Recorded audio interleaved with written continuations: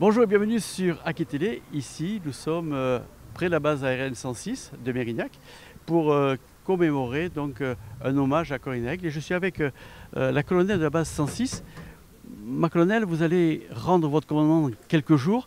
Pourquoi être venu ici aujourd'hui? Alors pour nous, c'est une évidence, aujourd'hui en tant que commandant de la base aérienne 106 de Bordeaux-Mérignac, de répondre à l'appel de la ville de Mérignac, surtout pour rendre honneur et hommage à cette aviatrice exemplaire qui est Caroline Aigle. Il est vrai que ça a en tout cas une émotion particulière pour moi, parce que nous sommes à la veille de cette cérémonie qui est importante, où je vais rendre le commandement de la base aérienne 106 après 2 ans de commandement. Alors, dans votre discours, vous avez dit que c'était une sœur d'armes. Comment vous pouvez la décrire? Eh bien, c'est d'abord une aviatrice exceptionnelle, mais ce qui la rend surtout très inspirante, c'est que c'était une femme ordinaire, en cela qu'elle était une mère, une épouse, une sportive, et c'est justement sa normalité et le caractère exceptionnel en tout cas de son métier qui fait d'elle une source d'inspiration pour toute une génération de femmes et surtout toute une génération d'aviateurs. C'est un exemple pour vous? C'est un exemple pour moi, bien évidemment, depuis de très longues années, mais c'est surtout un exemple pour l'ensemble des aviateurs, hommes et femmes, et je pense que ça continuera encore pendant de nombreuses générations. Vous pensez que c'est une dame qui va susciter des envies aux jeunes femmes, aux jeunes filles? Il est évident qu'elle fait partie de ces femmes inspirantes que les jeunes filles regardent et se disent, voilà, elle y est arrivée, c'est possible, c'est réalisable, il faut que j'ose, rien n'est impossible. Et ça c'est important, rien n'est impossible à partir du moment où on est déterminé et motivé. L'année prochaine, vous ne serez pas là. Vous penserez toujours à Caroline Aigle?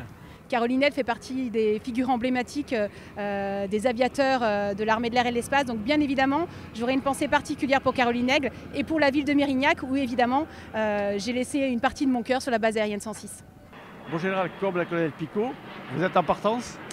Eh oui, toutes les bonnes choses ont une fin. Je viens de terminer ma 3e année sur la base aérienne 106 et de nouvelles fonctions m'attendent à Paris, à Ballard, avec des allers-retours aussi à Lyon, parce que je serai le numéro 2 de la défense aérienne des opérations aériennes. Mais je tenais à être ici pour cette petite cérémonie parce que je connais bien Madame Boisseau, qui nous a accompagnés tout au long de ces 3 années, et je connaissais Caroline Aigle.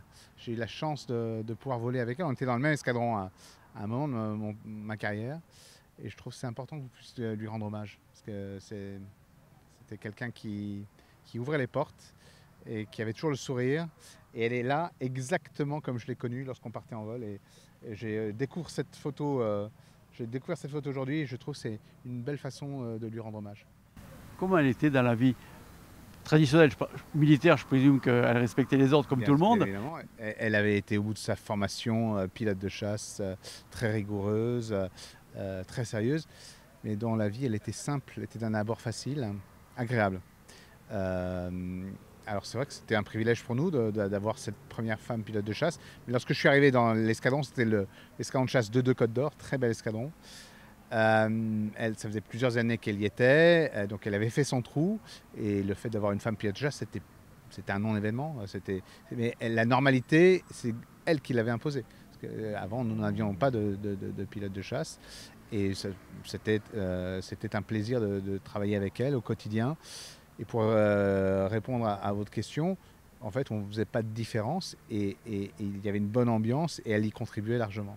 Elle arrivait à faire oublier sa condition féminine. Oublier, oui, non, parce qu'en fait, vous savez, l'armée de l'air, c'est l'armée de l'air et de l'espace. C'est l'armée la plus féminisée. C'est plus un sujet. Notre société a évolué, sans doute dans les années 70-80, mais là, à partir de 90-2000, et on en a vu arriver d'autres.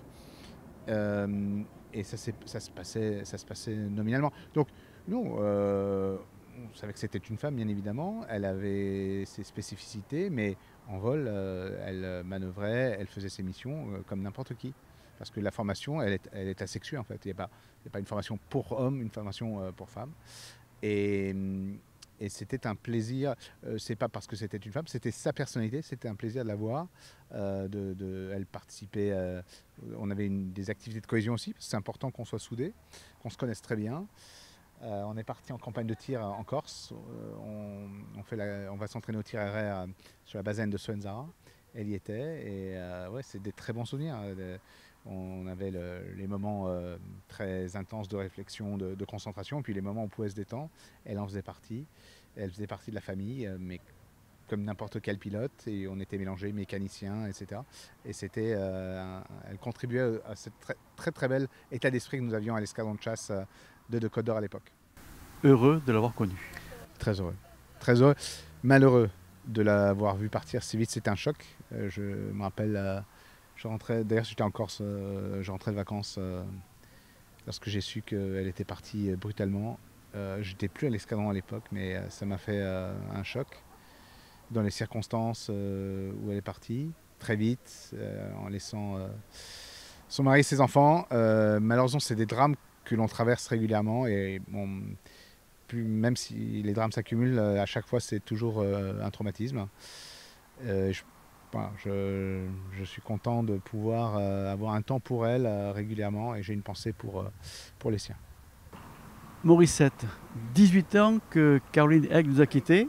Aujourd'hui, c'était une nouvelle fois un hommage à elle. Oui. Qu'est-ce qu'on peut en dire? Que c'est que du bonheur. On est obligé de faire quelque chose pour Caroline.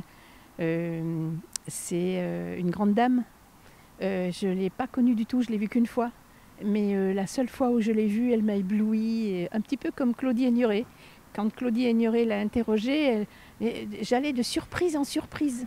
Et là, c'était une grande sportive. Elle a couru beaucoup au SAM. Son frère aussi, d'ailleurs, Luc, a couru au SAM. Chaque fois qu'il y a un cross quelque part, Luc revient de Toulouse maintenant, puisqu'il est à Toulouse. Maintenant, il a été muté là-bas.